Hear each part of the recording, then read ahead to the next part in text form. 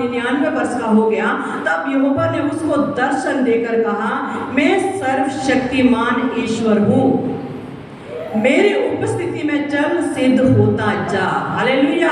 क्या बोला? मेरी उपस्थिति में चल और सिद्ध होता जा। परफेक्ट। क्यों बोला परमेश्वर ने अब्राहम को? क्योंकि वो तो परमेश्वर की इच्छा के अनुसार परमेश्वर ने उसे कहा कि तू उस देश में चला जा। उसने सब कुछ छोड़ा और वो परमेश्वर के पीछे बोल दिया। वो छोड़ के आ गया अपना देश, अपने कुटुंबियों को। लेकिन एक गलती अब्राहम ने वहां से निकलने से पहले करी थी। वो क्या गलती करी थी? कि उसने अपने भतीजे लूत को अपने साथ ले लिया था। परमेश्वर ने बोला था सिर्फ तू और तेरी बीवी और जो तेरा सामान है उसको लेके जा, बाकी कुछ भी लेके मत जाना। बहुत बार हम भी चुक जाते हैं। परमेश्वर की कॉलिंग हमारे लिए होती है, परमेश्वर की बुलाहट हमारे लिए, आपके लिए होती है। हम क्या करते हैं? तू भी चल, तू भी चल। अब परमेश्वर ने जो काम आपके द्वारा करना, फिर वो उस काम को नहीं करता है। मूसा की तरह जुबान के बद्दे हो सकते हैं हम बोलने वाले, ऐसा कि हम परफेक्ट नहीं हो सकते, लेकिन परमेश्वर को काम आपके द्वारा ही करवाना, वो किसी अच्छे मुंह वाले से काम नहीं करवाएगा। अगर बुलाहट आपके लिए तो पूरी भी परमेश्वर आपके द्वारा करेगा। इसलिए इस बात को समझना है कि परमेश्वर हमसे क्या कहना चाह रहा है। यहाँ पर परमेश्वर अब्राहम को क्या कह रहा है? मेरी पवित्र उपस्थिति में चल और सिद्ध बनता जा। क्यों परमेश्वर ने कहा? इसलिए कहा क्योंकि अब्राहम की लाइफ में भी कुछ गड़बड़ियां थी। पहली गड़बड़ी, लूत को साथ लिया, और दूसरी गड़बड़ी, परमेश्वर जिस परमेश्वर की उपस्थिति में वो चलता था, पीछे चलता था, जिसकी बात मानता था, जिस परमेश्वर के दर्शन प्रकाशन उसको आते थे, वहां उसने परमेश्वर की आवाज को सुनना बंद कर दिया और अपनी पत्नी सारे की आवाज सुनी। क्यों सुनी?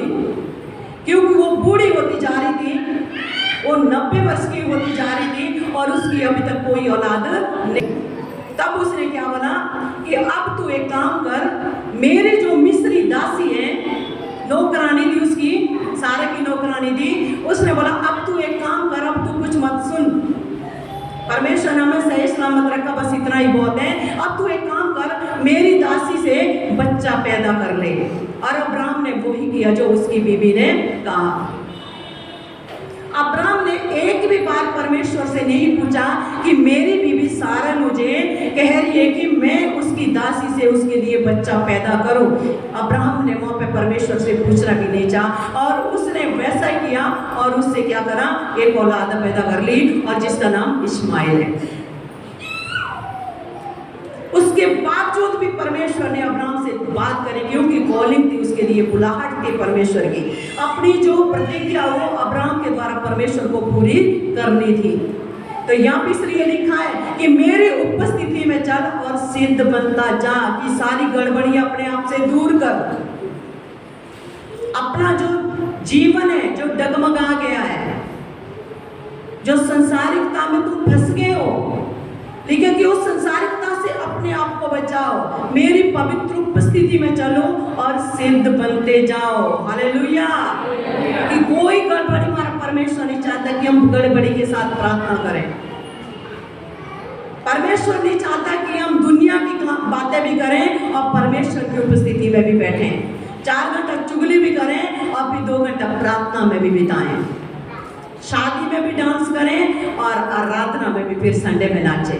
परमेश्वर ऐसा परमेश्वर नहीं है। वो कहता है मेरी पवित्र उपस्थिति में चल और सिद्ध बनता जा। हालेलुया। वो चाहता हम सिद्ध मनुष्य बने, हमारे अंदर कोई कपट ना हो, कोई फरेब ना हो, कोई झूठ ना हो, कोई धोखा ना हो, कोई अविश्वास ना हो, कोई ढोंग ना हो, किसी भी प्रकार का पाप हमारे अंदर ना हो। वो चाहता है कि हम ऐसा जीवन उसके लिए जिए। आज बहुत ज्यादा आपने देखा होगा हर कलेसिया में, आप YouTube चैनल खोल के देखना और सारी कलेसियाओं में देखना, सबसे ज्यादा गड़बड़ियां किनके अंदर है? सबसे ज्यादा दुष्ट आत्मा से ग्रसित कौन है? सबसे ज्यादा प्रॉब्लम में कौन है? औरतें ही हैं।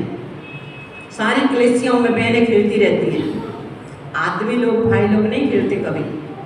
एक आध कभी खेल लिया तो खेल लिया, नहीं तो सारी प्रॉब्लम कहाँ है? बहनों के अंदर है। क्यों क्यों प्रॉब्लम्स हैं? आदमी तो काम काज में चले जाते हैं, उनके पास टाइम नहीं है किसी से 4 घंटा बात करें, उनको अपने बच्चे पालने, घर चलाना, तो सुबह से शाम वो काम करते हैं। औरतें फ्री, पड़ोस में कुर्सियां डाली या खड़ी होगी, बात करनी, चुगली करनी। वहीं जब हम संसारिकता में घुस जाते हैं, चुगलियों में, बुराइयों में पड़ जाते हैं, परमेश्वर की उपस्थिति खत्म हो जाती है, परमेश्वर के साथ हमारा कनेक्शन खत्म हो जाता है, वो सिद्धता खत्म हो जाती है, वो ग्रेस खत्म हो जाता है, और दुष्ट आत्मा आपकी लाइफ में प्रॉब्लम करना शुरू कर देती है। हालेलुया। और जब हम परमेश्वर का स्थान किसी दूसरे को देते हैं, तब हमारी लाइफ में प्रॉब्लम आती है। जो स्थान परमेश्वर चाहता है कि हम परमेश्वर के लिए स्थान दें, प्रथम स्थान अपने परमेश्वर को दें, जब हम उसकी जगह किसी और को देते हैं, तब परमेश्वर गड़बड़ी, जो हमारी लाइफ में गड़बड़ी जरूर आती है। क्यों? जब आप व्यवस्था वर्ण की पुस्तक उसमें 4:24 में पढ़ेंगे, व्यवस्था की पुस्तक में, वहां पे लिखा हो जल लुटने वाला परमेश्वर और भस्म करने वाली आग है। वो जलन रखने वाला परमेश्वर है। वो नहीं चाहता कि आप परमेश्वर से ज्यादा अपने बच्चे को प्यार करें, वो नहीं चाहता कि परमेश्वर से ज्यादा आप अपने पति पत्नी को, अपने माँ बाप को, अपने रिश्तेदार को प्यार करें। उसने लूका में कहा है, हालेलुया, लूका की पत्री जब आप 6:62 में और लूका 14:26 में पढ़ेंगे, वहां पे लिखा है कि जो हल पे हाथ रख करके पीछे मुड़कर देखता है वो मेरे योग्य नहीं है। अलिका जो अपने माता पिता, अपने बच्चों, अपने पति या पत्नी को मुझसे ज्यादा प्यार करता है, लिखा कि वो मेरा चेला बनने के योग्य नहीं है। हालेलुया। परमेश्वर मना नहीं करता कि आप अपने बच्चों को प्यार मत करो, वो मना नहीं करता कि आप अपने पति या पत्नी, माँ बाप को प्यार मत करो, लेकिन वो ये चाहता कि पहला स्थान आप अपने परमेश्वर को दें। हालेलुया। पहला स्थान क्या चाहता है परमेश्वर? कि हम पहला स्थान अपने परमेश्वर को दें, तब परमेश्वर खुश होता है। जब हम परमेश्वर को छोड़ के संसार की चीजों पर अपना मन लगाते हैं, वहां गड़बड़ियां जरूर फैलेगी। क्यों? वो जलन रखने वाला परमेश्वर है, वो अपना स्थान कभी दूसरे को नहीं देता है, वो अपनी महिमा कभी दूसरों को नहीं देता है, वो भस्म करने वाली आग है। हालेलुया।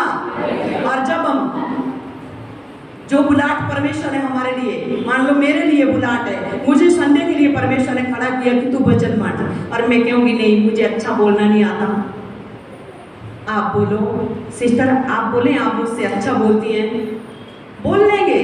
परमेश्वर कहता चल ठीक है ऐसा सी। मूसा ने क्या बोला था?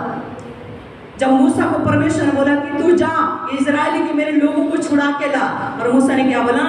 मैं जुबान का भद्दा हूँ, मैं नहीं जाऊँगा, मैं तो बोल नहीं पाऊंगा। परमेश्वर कह रहे कि मैं तेरे मध्य होके काम करूंगा, लेकिन मूसा ने क्या किया? नहीं, मैं नहीं जाऊंगा। मेरा भाई हारून है, वो बहुत अच्छा बोलने में, उसको काम पे लगा। परमेश्वर ने बोला ठीक है, वो तेरे लिए मुंह ठहरेगा बोलने वाला, वो ही फिरौन के पास जाएगा, वही तेरे लिए बोलेगा, लेकिन चुना मैंने तुझे, ये काम तुझे ही करना है, हुक्म तू ही देगा।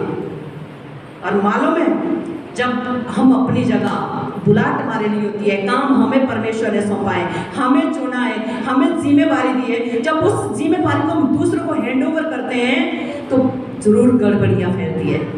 हारून को मूसा ने नियुक्त किया, चुना, और परमेश्वर ने कहा चल ठीक है, लेकिन मुझे अपनी प्रजा को छुड़ाना है। मालूम है जब 40 दिन 40 रात परमेश्वर पहाड़ी पर रहा, तब बछड़ा किसने बनाया था? उसी हारून ने बनाया था। हालेलुया। मूर्ति पूजा उसी ने सिखाई थी इजराइलियों के लिए, उसी ने ही बनाया था देवता। उन्होंने कि मूसा को तो कोई पता नहीं, वो तो ऊपर जाके हो सकता मर गया हो, अब हमें आगे कौन लेके जाएगा, कौन हमारा ईश्वर ठहरेगा, अब तू एक काम कर, हमारे लिए एक बछड़ा बना। और उन्होंने जितना सोना चांदी था इजराइलियों ने सब हारून को दिया, और हारून ने आग में डाल करके उनके लिए एक बछड़ा तैयार किया। हालेलुया। और परमेश्वर का क्रोध ऐसा बढ़ता कि परमेश्वर ने आदम को जंगल में नष्ट कर लिया। जब हम अपना स्थान दूसरों को देते, परमेश्वर की आवाज को नहीं सुनते हैं, जहां हमें जाना चाहिए वहां हम दूसरे को भेजने, वहां गड़बड़ियां जरूर फैलेगी। और परमेश्वर का सामान जब हम दूसरे को देते हैं वहां भी परमेश्वर गड़बड़ियां डालता है। आज बहनें क्यों प्रॉब्लम्स में, क्यों आपके लाइफ में प्रॉब्लम है, क्यों आप चंगे नहीं होते, क्यों अभी तक आपको जो आशीष मिलनी चाहिए आप वो आशीष नहीं पा रहे, क्यों अभी तक आप उसी ढर्रे में चले पड़े हैं। 4-5 साल प्रभु हो गए, अभी तक कोई आपकी लाइफ में चमत्कार नहीं हुआ। यीशु मसीह में कमी नहीं है, ना हमारी प्रार्थना में कमी है, आप होने के हमारे विश्वास में भी कमी नहीं है। कमी कहाँ पे है आप मेरे साथ निकालेंगे। हालेलुया। व्यवस्था वर्णन की पुस्तक निकालेंगे,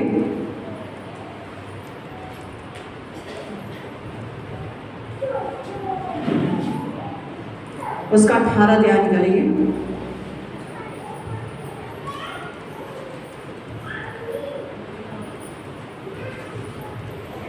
हालेलुया। आज बहुत ध्यान से सुनना, जितनी बहनें, खासकर सारे लोग सुनना तो सबको ये, लेकिन बहनें ज्यादा गौर से सुनेंगी। और जो मैं वचन अभी पढ़ूं उसको गौर से सुनना, समझना और उसके अकॉर्डिंग चलना। अगर आप यीशु मसीह में विश्वास करते हैं, आपकी सिद्धता में जो रुकावट है, परमेश्वर की ओर बढ़ने में जो रुकावट है, वो ये चीज है जिसकी वजह से आप अभी तक बढ़ नहीं पा रहे, जिसकी वजह से अभी तक आप आशीषित नहीं हो पा रहे, फलवंत नहीं हो पा रहे, आपकी औलाद नहीं अभी तक हुई, आपके बच्चे आज भी मन मर्जी कर रहे हैं, आपके खेत में जो 4 साल पहले फसल होती थी 1 कट्टा या 1 क्विंटल, आज भी उतनी है प्रभु में भी। क्यों? रीजन क्या है?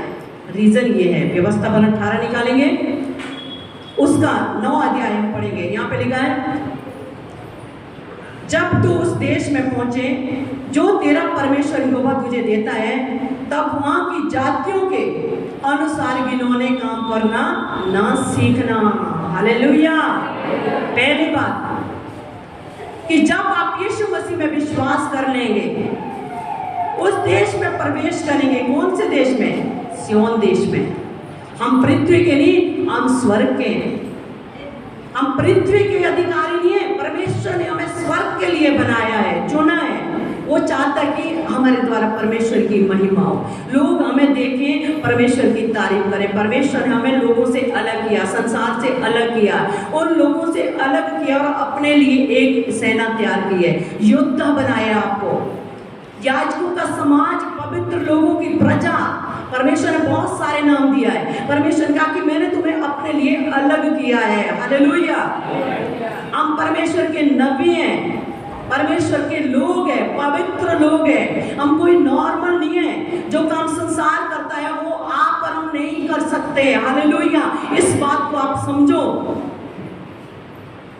जब आप उस काम को करते, जो संसार का व्यक्ति, जो एक पापी व्यक्ति है, संसार का है, जो प्रभु को नहीं जानता है, वो काम करता, तुम भी वही काम करते हैं, तब हमारी सिद्धता में रुकावट आती है। लिखा है कि जब तू उस देश में पहुंचे जो तेरा परमेश्वर यहोवा तुझे देता है, तब वहां की जातियों के अनुसार गिनौने काम मत करना। हालेलुया।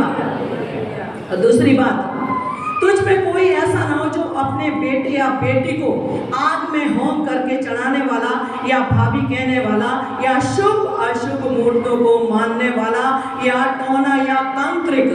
क्या लिखा है?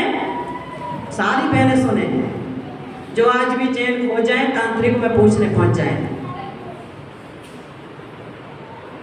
यहाँ पे क्या लिखा है? तुझ में कोई ऐसा ना हो। हमारे बीच में, इस कलीसिया में आज कह रहा परमेश्वर हमारे बीच में, ठीक है, कि तुम्हारे बीच में कोई ऐसा ना हो जो अपने बेटे या बेटी को आग में होम करके चढ़ाने वाला हो, आग में बलि देने वाला, बेटे बेटी को आग में जलाकर बलि देने के लिए, है ना। और दूसरी बात लिखी है, भाभी कहने वाला, या दुष्ट आत्मा जो भविष्यवाणी करते हैं, बताते हैं उल्टा सीधा, ऐसा होने वाला है। बच्चा चुप कराओ, किसका बच्चा है? उठाओ। दूसरा क्या है? जैसे बताते हैं कि आपकी कुंडली में ये लिखा है, आपके ऐसा होगा वैसा होगा, वो कहने वाला ना, लिखा है कि शुभ अशुभ मूर्तों को मानने वाला, या टोना या तांत्रिक। क्या लिखा है? टोने टोटे के करने वाला और तांत्रिक हमारे बीच में ना हो। हालेलुया। ना तांत्रिक तांत्रिक पे जाने वाला, ना टोने टोटके करने वाला, ना जादू टोने करने वाला हमारे बीच में हो। शुभ अशुभ मुहूर्तों को मानने वाला। आज बहुत सारी बहनें होगी यहाँ पे। बृहस्पतिवार को बाल नहीं धोना, शनिवार को तेल नहीं लाना, लोहा नहीं लाना, छींक मार दी तो अशुभ, बिल्ली ने रास्ता काट लिया तो अशुभ, दक्षिण की ओर अगर घर का फ्रंट आपका पड़ जाए तो अशुभ, कोई विधवा आपके मुंह लग जाए तो अशुभ, पीछे से कोई आपको टोक दे तो अशुभ। आज भी बहुत सारे लोग जो इस शुभ अशुभ मुहूर्तों में फंसे पड़े हैं, वो उनकी जीवन में सबसे बड़ी रुकावट है। हालेलुया। इसलिए बहने लोग सारी प्रॉब्लम्स में हैं। इसलिए बहुत सारे चर्चों में देखना कैसी खेलती रहती है। क्यों? चर्च में तो जाके खेलना, कुछ समझ नहीं आता, 3 घंटे खेलने में बिताने, क्या बोला वचन में क्या हुआ कुछ समझ नहीं आता। घर आके क्या करना, वही काला टीका निकाला, लगा लिया बच्चे के काला टीका, नजर न लगे उसकी, वो बांध ली नजरिया। अरे इस बात को समझो, परमेश्वर की नजर आप पर है। प्रभु ने कहा मैं तुम में बसूंगा, चला फिरा करूंगा, तुम मेरे लोग होंगे, मैं तुम्हारा परमेश्वर होऊंगा। जब परमेश्वर आपके अंदर है तो आपको किसकी नजर लगेगी? जब परमेश्वर आपके अंदर है, आप चाहे कहीं भी जाए, चाहे बिल्ली रास्ता काटे, चाहे कोई छींके पीछे से आवाज मारे, आपकी लाइफ में कोई भी नुकसान होने वाला नहीं है, क्योंकि सर्वशक्तिमान परमेश्वर आपके अंदर है। हालेलुया। सारे बंदरों को तोड़ने वाला आपके अंदर है। फिर इस शुभ अशुभ मुहूर्तों में क्यों अटके पड़े हो? ये आपके लिए नहीं है, हमारे लिए नहीं है। परमेश्वर ने अपना बलिदान कलवरी क्रूस पे हमारे लिए दिया है। सारी बलियां, सारे बलिदान, सब कुछ उसमें पूरे हो चुके हैं। हमारी सिद्धता की और हमारे छुटकारे में जो रुकावट है वो ये चीजें हैं, क्योंकि आज भी आप इन चीजों के पीछे चलते हैं। हालेलुया। खुद तांत्रिकों पे अब तो हम विश्वासी है, अब हम तांत्रिक पे नहीं जा सकते ना, बिल्कुल नहीं। अब हम भक्तों पे नहीं जा सकते हैं, लेकिन पड़ोसी को भेज देंगे, जाके पूछ के आ मेरे लिए, है ना। अब हम नहीं जा सकते भाई, अब तो हम विश्वासी, अब हम चर्च जाते हैं, हम अब भक्तों में नहीं जाएंगे, लेकिन पड़ोसी को मेरे लिए भी पूछ के आई हो क्यों गड़बड़ियां चल रही है। और वो तांत्रिक कह देता है तुम्हारे घर में तो जादू टोना हो रहा, फिर मुझे आगे बताएंगे। वो पूछा था, वो बता रहे थे तुम्हारे घर में ऐसा। अरे जब उसने बता दिया, उपाय भी करा के आओ। प्रभु ने कहा है अगर तुम किसी बात में किसी के साथ सहमत हो गए तो वो तुम्हारे लिए हो गया, समझ लीजिए। हालेलुया। चाहे तुम खुद पूछने गए या तुमने दूसरों से पूछवाया, बात एक ही है। बात एक ही है। क्यों? तुम्हारे मन के अंदर जो इच्छा है पूछने की, दूसरा अपने आप थोड़ी तुम्हारे लिए पूछेगा। आगे एक बात लिखी है, या बाजीगर या ओझाओं से पूछने वाले या भूत साधने वाले या भूतों का जगाने वाला हो, क्योंकि जितने ऐसे ऐसे काम करते हैं वे सब यहोवा के सम्मुख घृणित है। हालेलुया।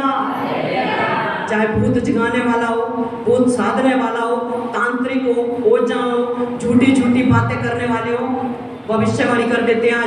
आज तो चर्चों में भी भविष्यवाणी होती है। मैं देख रहा हूँ आपके घर में ऐसा है, फलाने ने आपको ऐसा कर रखा है।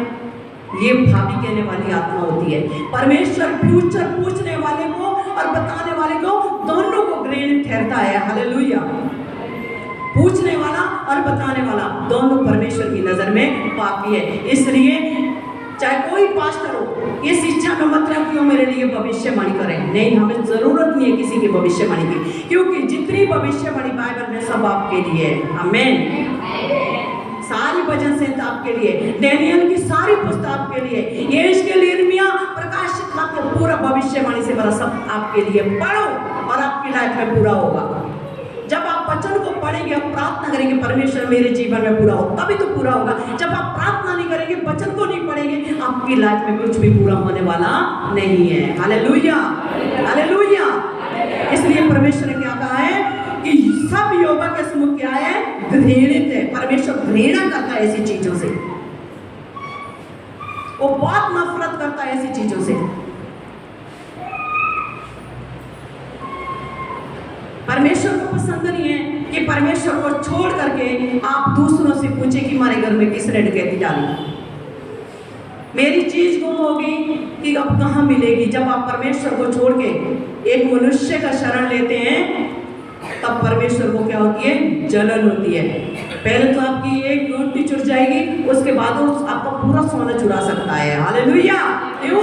वो जलन रखने वाला परमेश्वर है। उसे पसंद नहीं कि परमेश्वर का स्थान हम किसी दूसरे को दे। आपका कुछ भी चोरी हो जाए या आपका नुकसान पहुंच जाए, आप कुछ भी आपकी लाइफ में हो, एकांत में जाइए, आप कोठरी में जाइए, अपनी कोठरी में, और परमेश्वर के आगे घुटने टेके आप परमेश्वर से पूछे कि परमेश्वर मेरी लाइफ में, मेरे जीवन में ये कमी क्यों है, तू मुझे बता। पवित्र आत्मा आपको बताएगा कि तेरे अंदर ये कमी, अपनी कमी को दूर कर, और परमेश्वर आपको फिर से सिद्ध करेगा, खड़ा करेगा। Hallelujah, hallelujah. लेकिन परमेश्वर से पूछो तो सही। आगे लिखा है, इन्हीं घृणित कामों के कारण तेरा परमेश्वर यहोवा उनको तेरे सामने से निकालने पर है। तू अपने परमेश्वर यहोवा के सम्मुख सिद्ध बना रहे। आमीन। परमेश्वर कह रहा इधर उधर मत भटको, भटकाव नहीं होना चाहिए हमारी लाइफ में। देखिए, पूरी सृष्टि को रचने वाला, पूरे संसार की रचना करने वाला, पूरे संसार को बनाने वाला, नदी नाले पर्वत पहाड़ सूरज चांद सितारे जो कुछ भी है सब परमेश्वर ने बनाया है। सब कुछ परमेश्वर ने बनाया है। आपको, मुझे, हम सबको परमेश्वर ने बनाया है। क्या परमेश्वर से बड़ी ये सृष्टि की चीजें हो सकती हैं? हालेलुया। इस सृष्टि की चाहे कितनी भी बड़ा तांत्रिक क्यों ना हो, चाहे कितनी भी बड़ी चीजें क्यों ना है, तो वो सृष्टि है। सृष्टिकर्ता से बड़ा कुछ भी नहीं हो सकता। जब आप अपने परमेश्वर को जानते, जो हमारा सृजनहार, हमारा सृष्टिकर्ता, जिसने हमें बनाया, तो उसको छोड़ करके आप अंधविश्वास में क्यों जाते हो? हालेलुया। उसे बहुत गुस्सा आती है। इसलिए चाहे आपकी लाइफ में कुछ भी हो, अपने परमेश्वर से पूछें, उसी के पीछे चलें, ताकि परमेश्वर आपको